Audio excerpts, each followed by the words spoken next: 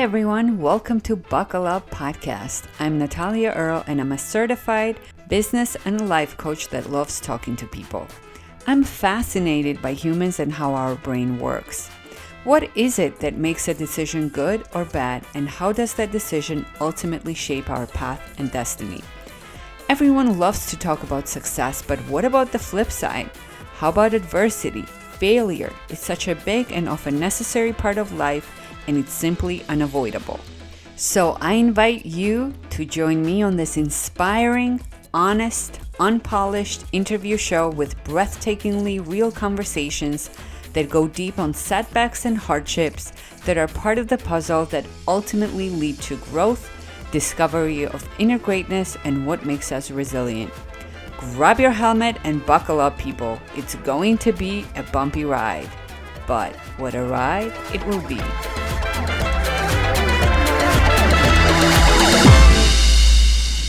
Today I sat down with Candace Rivera, who has been a successful leader in public health and business development.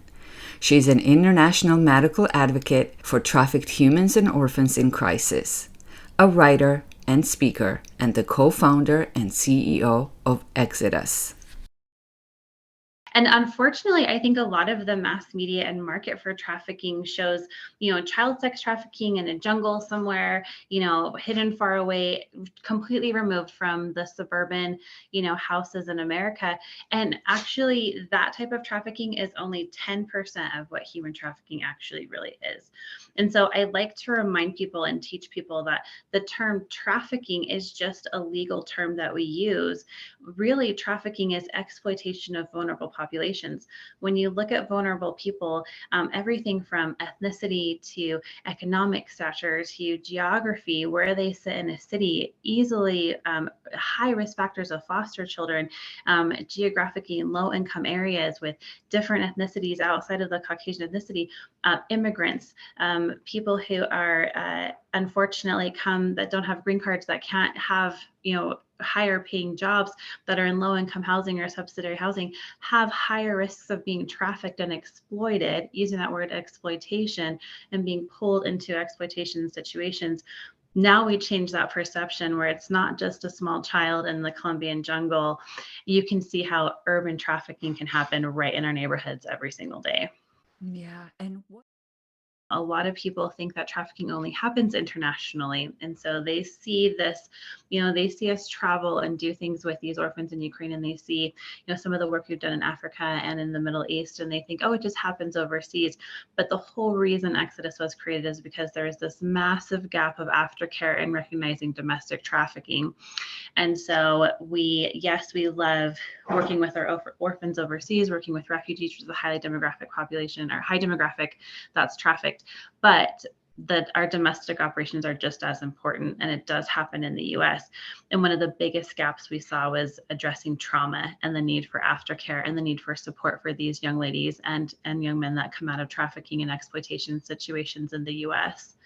And so Exitus, we just did a piece with one of our survivors here in Utah on our local networks, where she talked about being trafficked in a suburban area by her husband. She ended up marrying her trafficker, and he trafficked her originally to pay a phone bill, and then continued on and trafficked her for quite a while. And so being trafficked by her husband in suburban Utah. And so kind of crazy. But again, it's that changing perception of exploitation. Exploiting a vulnerable person, someone so dependent, cut off from family. He exploited her for monetary gain, and unfortunately through sex acts and violations. And so one of the big things I think that's important to talk about in exploitation is a lot of people ask, well, how do these girls, why don't they leave? Right? Like, why don't they leave? Why can't they walk away, especially domestically? And in fact, one of the FBI investigators on one of the most recent trials asked the same question to one of our girls. And she said, when you've been told that you're nothing, and I believe the quote was, you're a worthless junkie whore, you will never be anything. And you're told that continuously for 6 months, 12 months, and you're reliant upon that person to give you everything, psychologically, mentally, emotionally, spiritually, physically, you are so broken down. You are a vulnerable person, and that is completely exploited.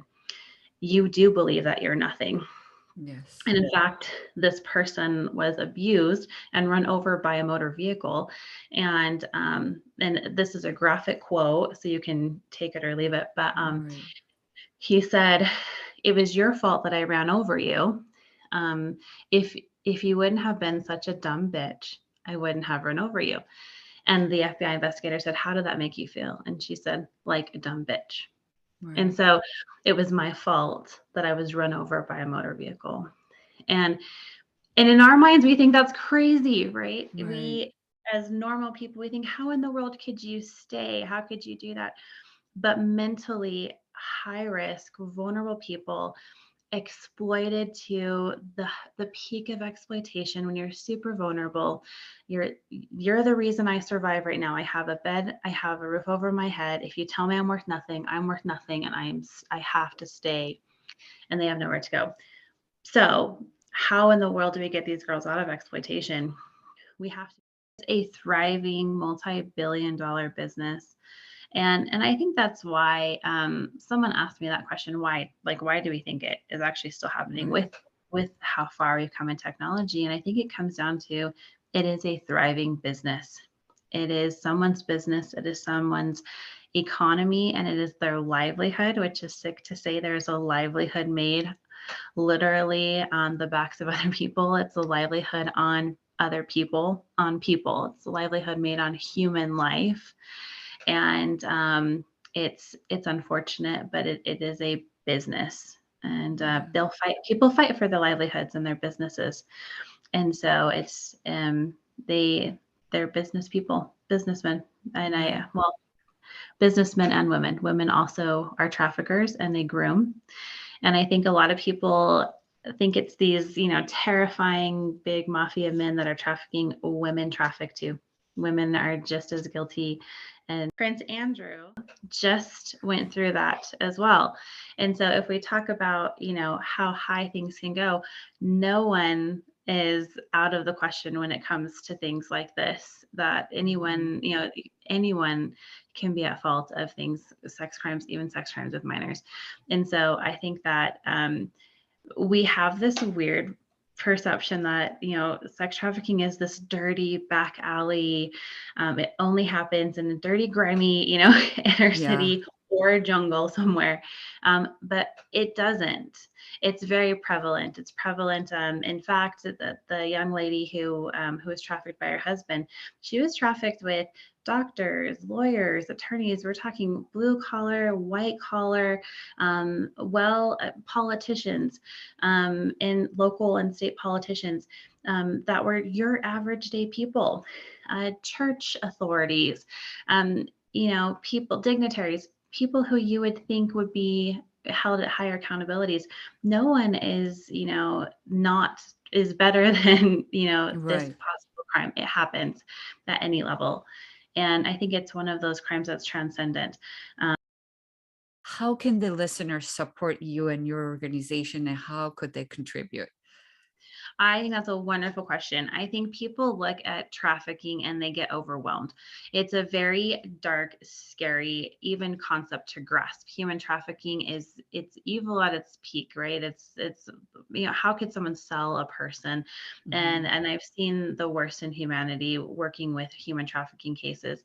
And human trafficking as a whole, everything from organ harvesting to orphan exploitation to sex trafficking in the US and abroad. It's a horrible industry. It is a booming industry in the world, and it can be absolutely overwhelming.